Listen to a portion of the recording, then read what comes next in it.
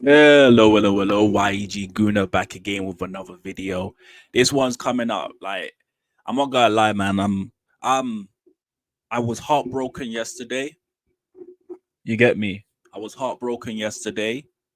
Um, I was getting PTSD from last season, and I was feeling hurt that I didn't know I had. Cause like, you get me? Like man, like me, yeah.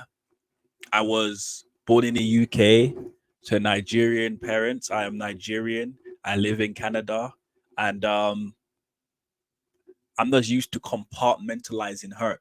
So that season, I have pain from last season I didn't know I had. You get me? And so when it comes down to it, yeah, after bro, like guys that Arsenal fans, yeah, even I'll even say this Spurs fans too, Liverpool fans, like like the game is everything. You get me? You know, God, my family, the game. What you gotta do in moments like this, you gotta go. You gotta go to the ones above. You get me? You gotta go to your family. You gotta go to like because like football isn't everything. It's more than everything. But those things above are more than that. You get me? But well, let me get straight down to it. For me personally, we bottled it, but this is the problem with how we bottled it. I said we gotta take it game by game. Like in this race, you're not supposed to look back. We're acting like Lot's wife right now. You're not supposed to look back. You get me? You're not supposed to lean back. We're not Fat Joe. You get me? What you're supposed to do is take it game by game.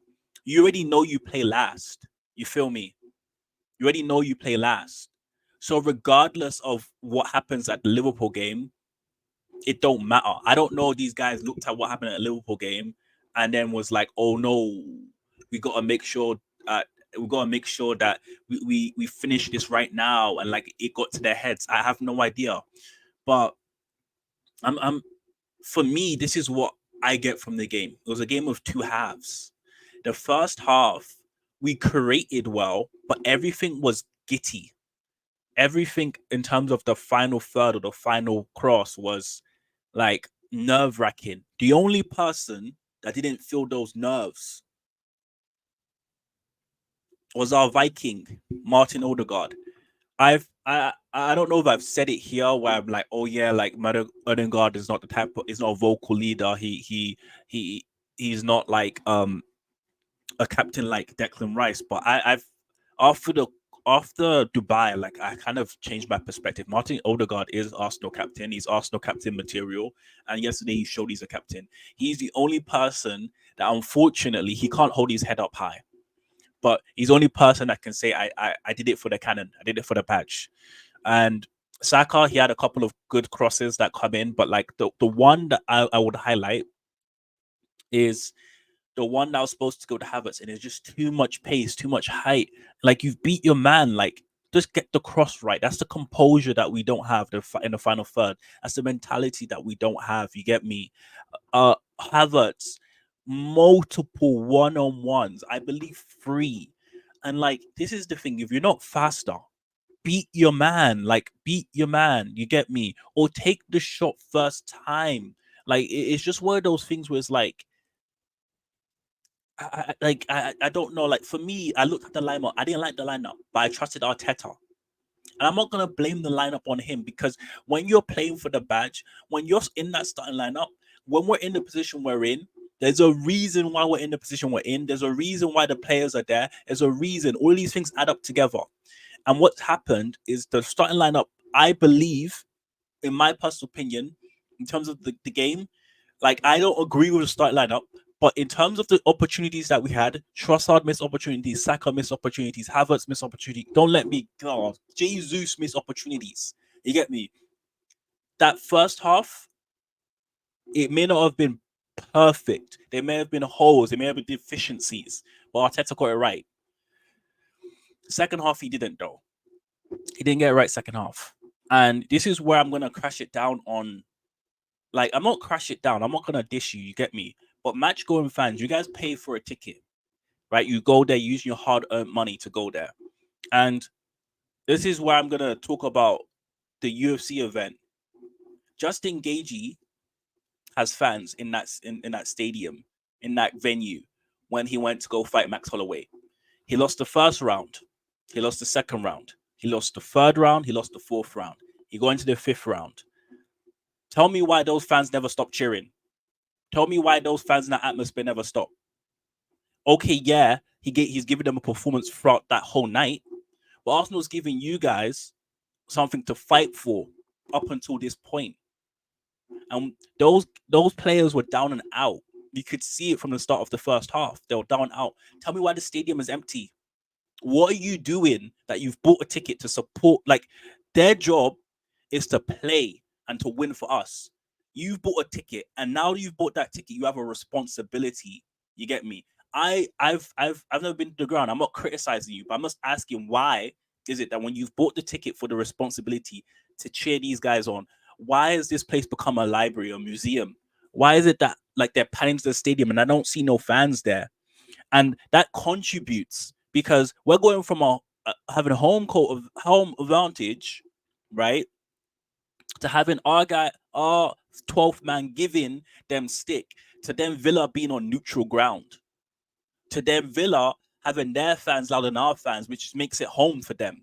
They're comfortable. They grow into the game. That's what's happened. You get me? And so like the Emirates, I don't think we deserved Emirates. I think that we should have just stayed at Highbury, because at least then you would have you can have the people that want to actually give, want to actually give the heart. At least they're there. Like I said, man, like we got like as fans, we gotta behave like Justin Gaethje. I'm getting like again, I'm not telling you how to support the club.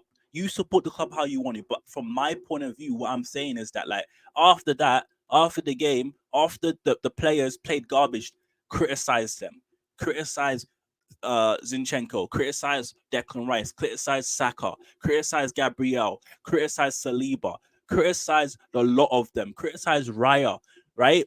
Criticize Trossard, criticize Gabriel Jesus, criticize Havertz for missing all those opportunities, criticize the lot of them, criticize all of them. You get me? Criticize Arteta for like he got like again. I don't like he did like he created opportunities, right, with the lineup for us to do something inside that first half. They didn't score. Second half, figure something out and let us get in there and get that 1-0. We just needed 1-0 to like it changes the game. Criticize that. But I'm also gonna criticize y'all that were at the stadium because y'all didn't do your job either. But then after that, the round's over.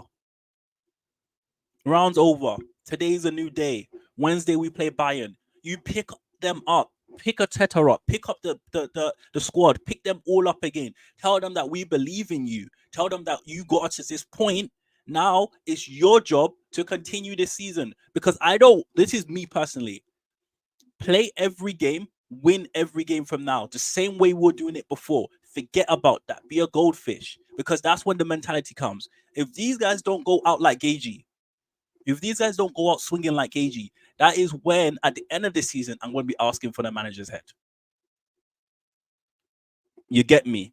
Because I don't personally, like, they probably know it. Even Liverpool, the way that when Liverpool lost, they probably know it too. We don't think they're going to drop points. And when I say they, I'm talking about City. But if you are not there to slip that punch when it's misfired and you're not throwing one back, then how are you going to knock them out? How are you going to overtake them if you don't take your opportunities? This was an opportunity we missed. We got knocked down. We got back. We're back. We're back in our corner. Let's recuperate. Fight to the last bell. And then if we do end up getting knocked out like Gaethje did, I will stand up and clap for you. I will clap for you. I'll give you accolades. If we lose by the same amount, by 2 points, that's like by 2 points. We lose the league by 2 points. I'm going to be heartbroken. But at least you fought. And that's all I gotta say, man. Like, on to the next, man. You get me? Pick yourselves up. Saka, pick yourself up, right?